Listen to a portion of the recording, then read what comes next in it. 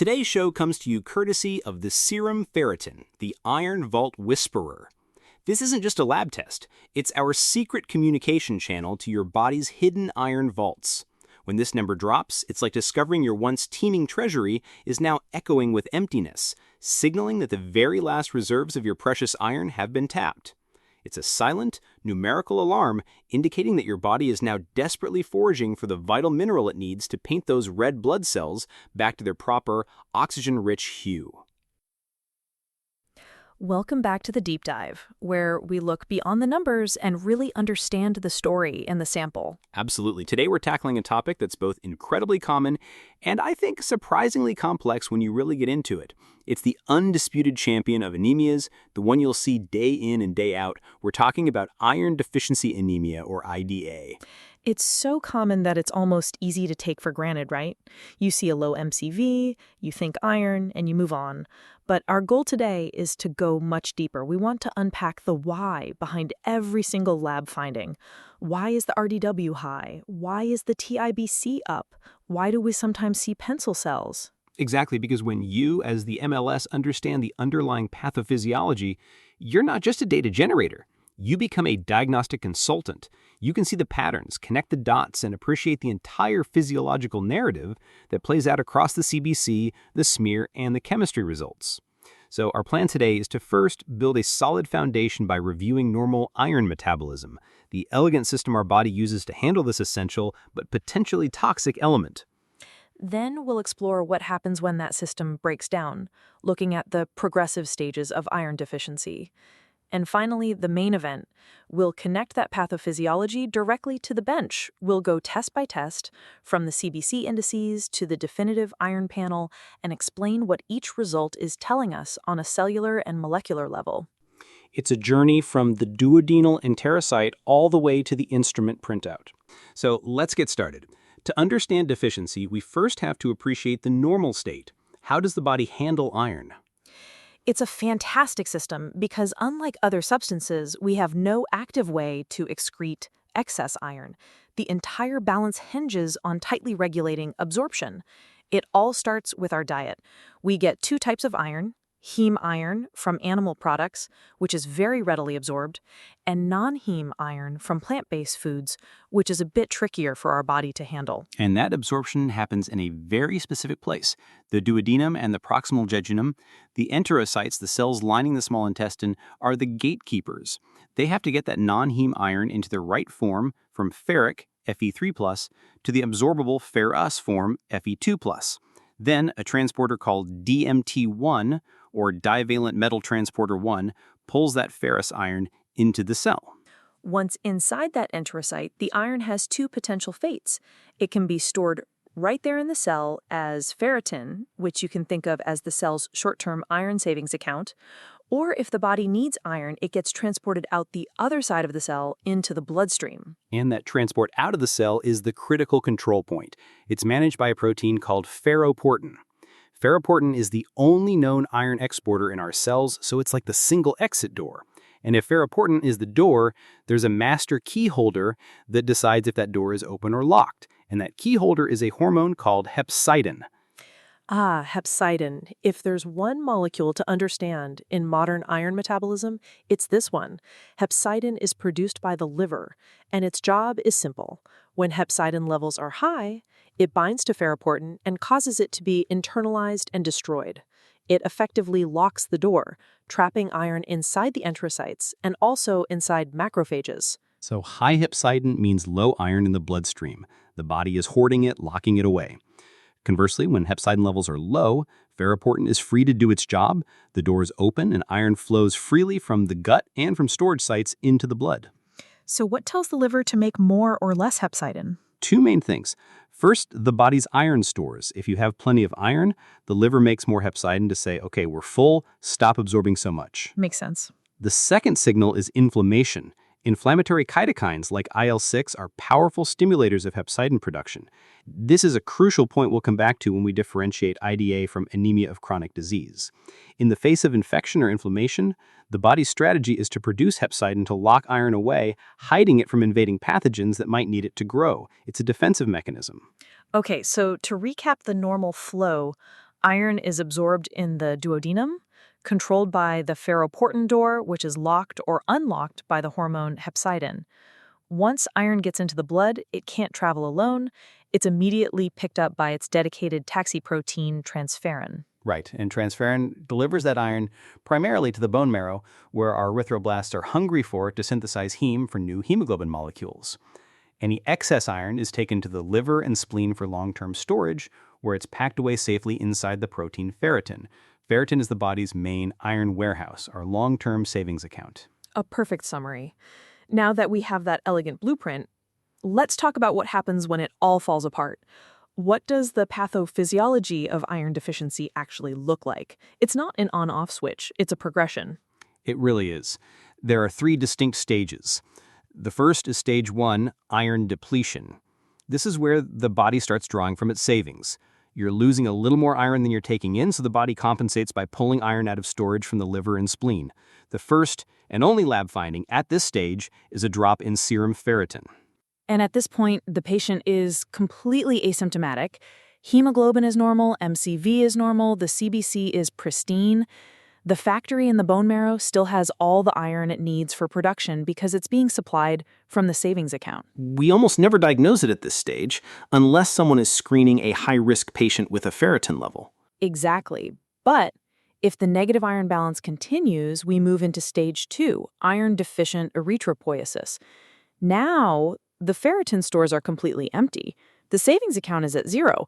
The body's living paycheck to paycheck, relying solely on what can be absorbed from the diet that day. And this is where the classic iron panel starts to show the strain, because storage is empty.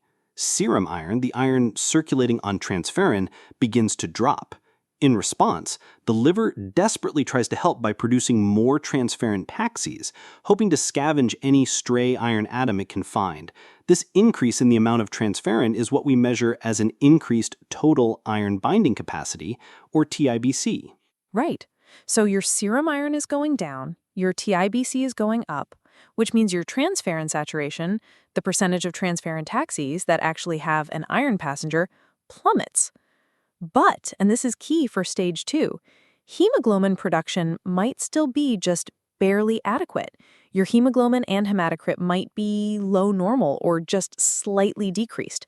The factory is struggling, but it hasn't shut down production yet. And then comes the final stage, the one we all recognize, stage 3, iron deficiency anemia. The well is officially dry.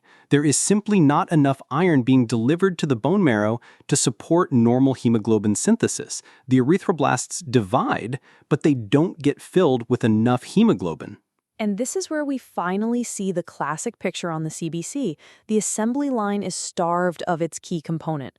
The red cells coming out of the marrow are smaller than normal because there's not enough hemoglobin to plump them up to their full size. That gives you a low MCV. And because they have less hemoglobin, they are paler, which gives you a low MCH and MCHC.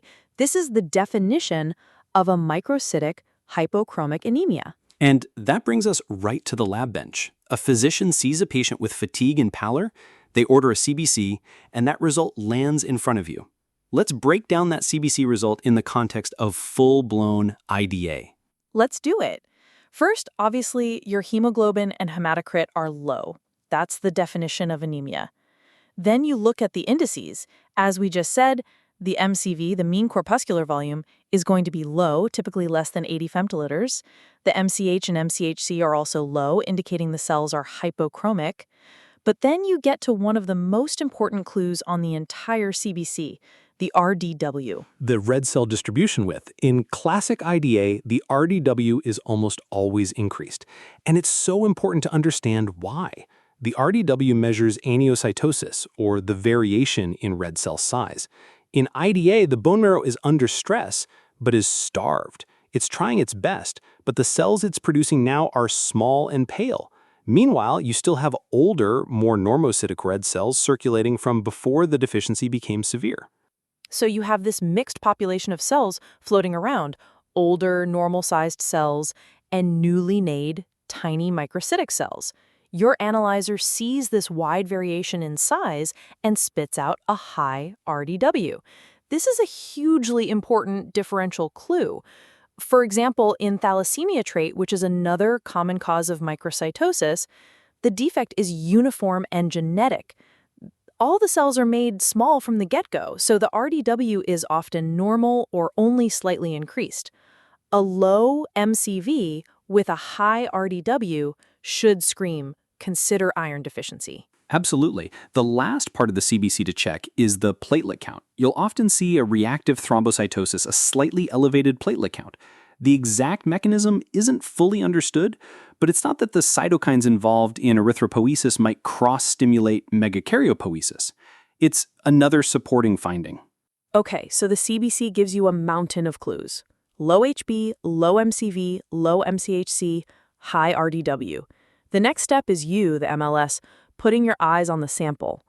What are we looking for on the peripheral blood smear? Well, the smear is where you get to visually confirm everything the analyzer told you and add your own expert context. The first thing you'll notice is the background. You'll see the microcytosis. The cells just look small. And you'll see the hypochromia. The area of central pallor in the red cells will be dramatically increased, much larger than the normal 1/3 of the cell diameter. It's a sea of small and pale cells. You're also visually confirming the high RDW by seeing the aniocytosis, that variation in cell size right there on the glass. Precisely. But then you look for the specific poikilocytosis, the variation in shape. While you might see some target cells, the most characteristic finding in severe long-standing IDA is the presence of elliptocytes, specifically pencil cells or cigar cells. These are thin, elongated red cells that are quite suggestive of IDA. So we've got the CBC and the smear. What about the reticulocyte count? What's the bone marrow's response? Well, that's the thing. The bone marrow wants to respond. It sees the anemia. The erythropoietin signal is screaming, make more cells. But it can't. It's like a car factory that has 1 million orders but has run out of steel. So the reticulocyte count will be low, or what we call inappropriately normal for the degree of anemia. If you calculate a reticulocyte production index, or RPI, it will be less than 2, indicating a hypoproliferative or production defect anemia. The factory is offline due to a lack of raw materials. Okay, this is a fantastic picture so far. The CBC and smear are highly suggestive. The Reddit count points to a production problem. Now for the final definitive confirmation. We move on to the iron panel. Let's walk through it, connecting back to our pathophysiology. Perfect. The iron panel consists of 4 key tests. Let's start with serum iron. In IDA, this is low. No surprise there. The iron circulating in the blood on transferrin is depleted. Next, the total iron binding capacity, or TIBC. As we mentioned in the pathophysiology section, this is a measure of the total amount of transferrin protein in the blood. In IDA, the liver ramps up production of transferrin in a desperate attempt to find more iron. More transferrin taxis on the road means a high TIBC. This is a hallmark finding. Then we have the transferrin saturation, or percent sat. This is a simple calculation. Serum iron divided by TIBC times 100. If your serum iron, which is the numerator, is low, and your TIBC, which is the denominator, is high, the resulting percentage is going to be very low, typically less than 15%. The transferrin taxis are out there, but they are overwhelmingly empty. And that brings us to the single most important and most specific test on the panel, serum ferritin. Remember, ferritin is the storage form of iron. It's the savings account. A serum ferritin level is a direct reflection of the total body iron stores. So, in true iron deficiency anemia, the ferritin level is low. It has to be. The stores are empty. This is the absolute linchpin of the diagnosis. A low ferritin is pathognomonic for iron deficiency. You can't be iron deficient and have adequate iron stores. It's a physiological impossibility. Let's put that whole iron panel together because the pattern is what tells the story. IDA is low serum iron, high TIBC, low percent saturation, low ferritin. And it's so powerful to contrast that pattern with the other common microcytic anemia, anemia of chronic disease or inflammation. In ACD, you also have a low serum iron, but remember our friend hepcidin? In inflammation, hepcidin is high. It locks iron inside the storage cells. So in ACD, your ferritin storage iron is normal or high. The warehouses are full, but the door is locked. And because iron isn't being used, the body doesn't bother making extra transferrin taxis, so that TIBC is normal or low. Seeing that distinction, specifically the ferritin and TIBC, is how you in the lab can differentiate between the two most common anemias in the world. It all comes back to hepcidin. It's a beautiful example of how understanding the molecular mechanism makes interpreting the lab data so much clearer. It's not just about memorizing patterns, it's about understanding the why. So let's briefly touch on the clinical side. We've built this amazing lab picture. What caused it? In adults, the number one cause of IDA isn't diet, it's chronic blood loss. In premenopausal women, you think heavy menstrual bleeding. In men and postmenopausal women, your first suspicion must be a slow, chronic bleed from the gastrointestinal tract. Our lab findings are often the first sign of a serious underlying GI issue. That's such an important point. We're not just diagnosing anemia, we're raising a critical flag that could point to something like colon cancer. Beyond the standard fatigue and weakness of anemia, IDA has some unique clinical signs to be aware of, like pica, the craving for non-food substances like ice or dirt, and koilonychia, which is spoon-shaped nails. So when a clinician gets our lab report, a microcytic hypochromic anemia with a high RDW, a smear showing pencil cells, and an iron panel confirming a low ferritin and high TIBC, the diagnosis is locked in. Treatment with oral iron can begin. And how does the lab help monitor that treatment? The very first thing to respond is the reticulocyte count. Once you give the bone marrow iron, the factory roars back to life. Within 7 to 10 days, you should see a significant reticulocytosis. The hemoglobin is the last thing to correct. It will rise slowly over the next several weeks to months. So to pull it all together, we've gone from the physiology of hepcidin and ferroportin to the progressive stages of depletion and landed right at the laboratory bench. We've seen how every single data point, from the RDW to the ferritin, is a direct consequence of the body's struggle with this lack of this vital element. It truly shows that as an MLS, you're not just running a sample, you're reading a story. You're seeing the echoes of molecular signals in the cell counts and morphologies you report every day. Understanding the deep pathophysiology of a condition as simple as IDA elevates your role and makes the work we do that much more meaningful. Well said. The next time you see that classic IDA pattern, hopefully you'll picture that open ferroportin door, those empty transferrin taxis, and that starved erythroblast, and appreciate the whole elegant, complex story behind the numbers. A great place to wrap it up for today. Perhaps next time we can take a closer look at that great pretender, the anemia of chronic disease, and dive even deeper into the role of hepcidin. I think that's a fantastic idea. We'll see you next time.